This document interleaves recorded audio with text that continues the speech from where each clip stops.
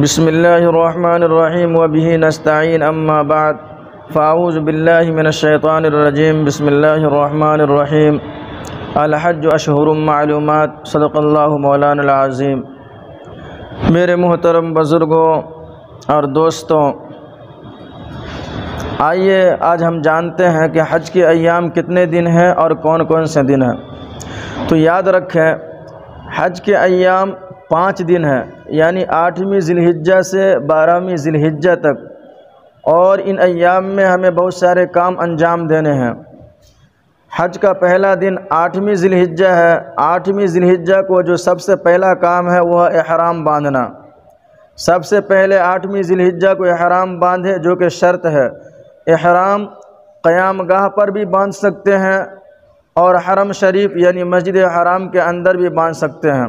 احرام اسی طرح باندھے جس طرح آپ نے عمرے کے اندر احرام باندھی تھی، اسی طرح حج کے احرام کے بعد بھی انہی 2 باتوں کا اہتمام کرنا ہے جن 2 باتوں کا اہتمام آپ نے عمرے کے اندر کیا تھا، یعنی کثرت سے تلبیہ پڑھنا ہے اور اسی طرح ممنوعات و مکروہات سے اپنے آپ کو بچتے رہنا ہے۔ اور جب مینا میں جمرہ عقبہ پر پہنچے تو تلبیہ پڑھنا بند کر دیں، کیونکہ تلبیہ پڑھنے کا وقت یہیں تک ہے۔ تو حج کا پہلا دن ہے 8ویں ذی الحجہ۔ 8ویں ذی الحجہ کے اندر سب سے پہلا کام احرام باندھنا، جو کہ شرط ہے۔ احرام باندھنے کے بعد آپ 8ویں ذی الحجہ کو تلبیہ پڑھتے ہوئے مینا کے لیے روانہ ہو جائے اور مینا میں رات میں قیام کرے، اور مینا ہی میں ظہر کی نماز، عصر کی نماز، مغرب کی نماز، عشاء کی نماز، اسی طرح 9ویں ذی الحجہ کی نماز فجر، یہ 5 نمازیں اپنے وقت پر اپنے کیمپ میں باجماعت ادا کریں۔ اسی طرح 9ویں ذی الحجہ کی فجر کی نماز سے لے کر 13ویں ذی الحجہ کی نماز عصر تک مرد حضرات تکبیرات تشریق بلند آواز سے پڑھیں اور خواتین آہستہ پڑھیں۔ تکبیرات تشریق یہ ہے: اللہ اکبر لا الہ الا اللہ واللہ اکبر وللہ الحمد۔ تکبیرات تشریق کے بعد اب تلبیہ پڑھیں: لبیک اللہم لبیک لبیک لا شریک لک لبیک ان الحمد والنعمت لک والملک لا شریک لک۔ تو حج کا پہلا دن ہے 8ویں ذی الحجہ، اور 8ویں ذی الحجہ کو آپ کو یہ سارے کام انجام دینے ہیں۔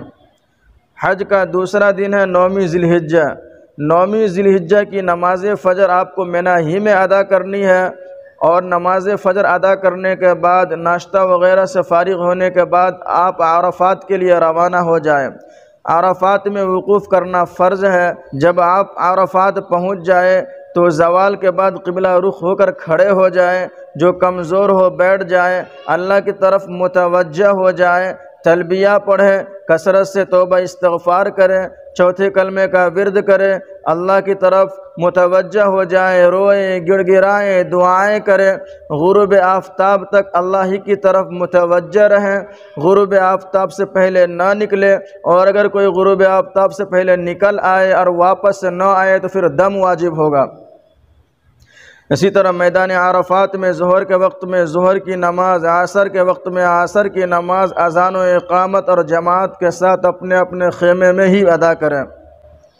9ویں ذی الحجہ کے غروب آفتاب کے بعد آپ مزدلفہ کے لیے روانہ ہو جائیں۔ جب مزدلفہ پہنچے تو عشاء کے وقت میں مغرب کی نماز اور عشاء کی نماز ایک اذان و اقامت کے ساتھ عشاء کے وقت میں ادا کریں۔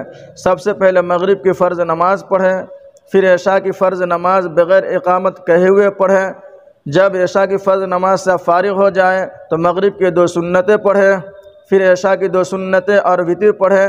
یہ رات مزدلفہ میں گزارے، یہ رات مزدلفہ میں صبح تک گزارنا، یہاں قیام کرنا سنت مؤکدہ ہے۔ حج کا دوسرا دن ہے 9ویں ذی الحجہ، اور 9ویں ذی الحجہ کو آپ کو یہ سارے کام انجام دینے ہیں۔ حج کا تیسرا دن ہے 10ویں ذی الحجہ۔ 10ویں ذی الحجہ کی نماز فجر آپ مزدلفہ ہی میں صبح صادق ہونے پر اول وقت میں اذان دے، سنتیں پڑھیں، اس کے بعد جو ہے فجر کی نماز باجماعت کے ساتھ پڑھیں اور قبلہ رخ ہو کر بیٹھ جائیں، تلبیہ پڑھیں، کثرت سے ورد کریں، توبہ استغفار کریں، کلمے کا ورد کریں، اللہ کے سامنے روئیں، گر گرائیں، اللہ سے مانگیں۔ اس وقوف کو وقوف مزدلفہ کہتے ہیں۔ طلوع آفتاب سے پہلے مزدلفہ سے مینا کے لیے روانہ ہو جائے اور وہاں پہنچ کر 3 کام انجام دینے ہیں۔ سب سے پہلے جمر عقبہ جو بڑے شیطان ہے اسے 7 کنکریاں مارے، اس کے بعد قربانی کریں۔ حج قران اور حج تمتع کی صورت میں قربانی واجب ہے، حج افراد کی صورت میں قربانی واجب نہیں ہے بلکہ مستحب ہے۔ قربانی کے بعد مرد حضرات حلق یا قصر کروائے، یعنی بال بالکل منڈوا لے یا انگلی کے پورے کے برابر بال کو کٹوا لے، چھوٹے کروا لے، اور خواتین انگلی کے پورے سے کچھ زائد بال کاٹ لیں۔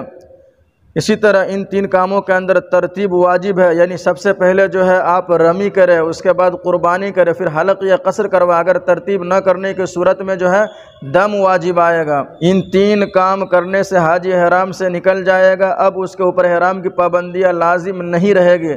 البتہ طواف زیارت تک بیوی سے صحبت کرنا، مباشرت کرنا، بوس و کنار کرنا حلال نہیں ہوگا۔ طواف زیارت یہ فرض ہے، حج کا رکن ہے۔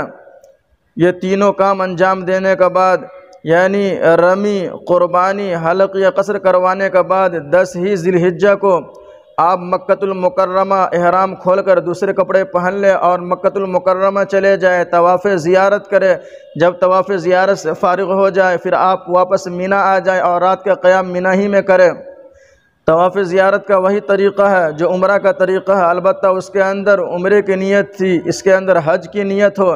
طواف زیارت کے بعد اگر کسی نے سعی نہیں کی ہے، یعنی صفا اور مروہ کے درمیان چکر نہیں لگایا ہے، تو طواف زیارت کے بعد وہ سعی بھی کرے، یعنی صفا اور مروہ کے درمیان چکر بھی لگائے۔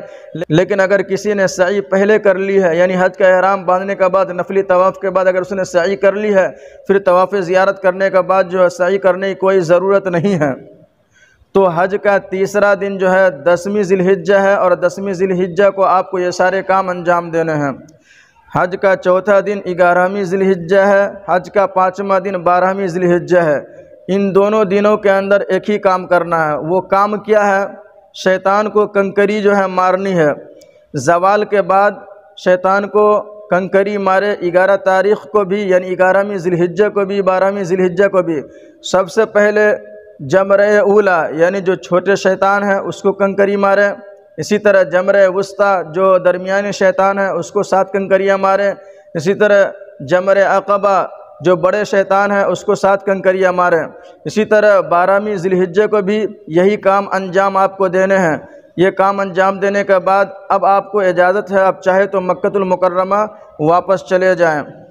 اگر کسی نے 13ویں ذی الحجہ کی صبح صادق تک مینا ہی میں ٹھہرا رہے تو اب اس کے لیے ضروری ہے کہ 13ویں ذی الحجہ کو بھی زوال کے بعد تینوں جمرہ پر شیطان کو کنکری مارے، پھر آخر میں یعنی آنے کے وقت جو ہے طواف وداع کر لے جو کہ واجب ہے۔ اس طرح سے آپ کا حج کیا ہو گیا؟ مکمل ہو گیا۔ اللہ ہم سب کو کہنے سننے سے زیادہ عمل کی توفیق نصیب فرمائے، آمین ثم آمین، وآخر الدعوانا الحمدللہ رب العالمین۔